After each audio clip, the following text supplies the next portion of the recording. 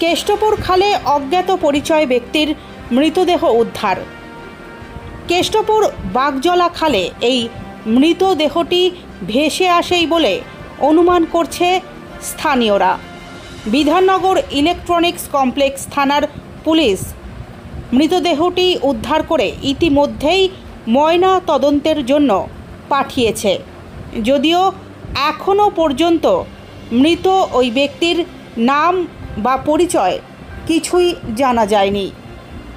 কেষ্টপুরের দিক থেকে new town লোহা পুলের দিকে এই মৃতদেহটি ভেসে আসছিল বলে স্থানীয় সূত্রে জানা গিয়েছে।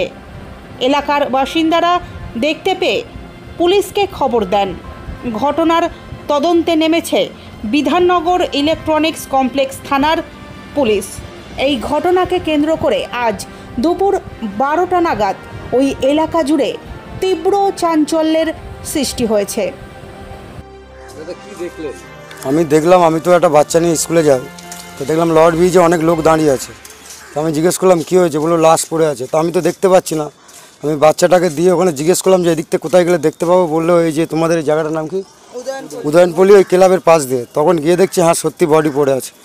তখন আমি নিউ টাউন থানায় ফোন করলাম, করার পরে স্যার বললো ঠিক আছে দেখছি। তারপরে আমি যখন এখান থেকে চলে যাচ্ছি দেখলাম সেক্টর 5 থানা এখানে ওইদিকে যাচ্ছিলো। আমি স্যারকে ডেকে বললাম স্যার ওইদিকে না এইদিকে, তারপর ওই বডিটা এখানে। তখন আমাকে বললো ঠিক আছে। তারপর 2-3 সবাই মিলে বাঁশ জোগাড় করে দিল, দিয়ে বাঁশটাকে দিয়ে আগে রেখে দিলাম, দিয়ে একটা বাঁশ পুঁতে রেখে দিয়েছিলাম।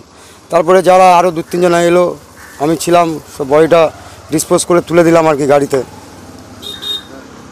এই হচ্ছে আমার কাজ। আমার নাম অভিজিৎ পাল।